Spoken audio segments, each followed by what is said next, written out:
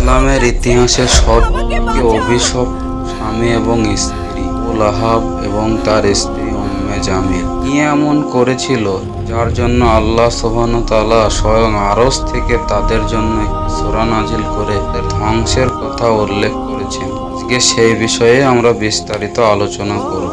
ঘটনাটি সেই দিনের, যে দিন বিশ্বনবী মুহাম্মদ সাল্লাল্লাহু আলাইহি ওয়াসাল্লাম সাফা পাহাড়ের উপরে উঠে ডাক দিলেন কুরাইশদের এবং বললেন যে, আমি যদি বলি পাহাড়ের পিছন দিক থেকে শত্রুরা তোমাদের উপর আক্রমণ করতে আসছে, তাহলে কি তোমরা বিশ্বাস করবে? এটা শুনে তারা জোরে বলে, বিশ্বাস করব না, আপনিই তো সিদ্দিক, আপনিই তো আমিন।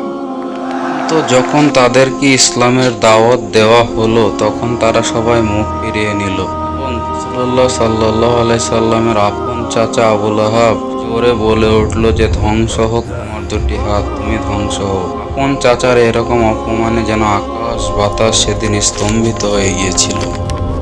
আবু লাহাবের এই ধৃষ্টতার উত্তরে আল্লাহ সুবহানাহু ওয়া তাআলা সূরা নাজিল করে বললেন, ধ্বংস হোক আবু লাহাবের দুটি হাত। শুধু আবু লাহাবই নয়, সঙ্গে তার স্ত্রীও ছিল এই দোষের অপরাধী। তাই তার স্ত্রী জাহান্নামে তো যাবেই, সঙ্গে সে তার ঘাড়ে নিজের আগুনকে নিজেই আরো জোর দিয়ে হাওয়া দিয়ে বাড়াবে এবং সে জ্বলতে থাকবে জাহান্নামে। কোরআনের সবচেয়ে অলৌকিক মজেজা হলো এই সূরা নাজিল হওয়ার পরে আবু লাহাব বহু বছর জীবিত ছিল। ইসলামকে, কোরআনকে ভুল প্রমাণ করার জন্য তার ইসলাম গ্রহণ করাই যথেষ্ট ছিল, কিন্তু তবু সে ইসলাম গ্রহণ করতে পারেনি, কারণ কোরআনের একটি অক্ষরও পরিবর্তন হবে না। অবশেষে এই স্বামী স্ত্রীর লাঞ্ছনাজনক মৃত্যু বরণ করতে হয়।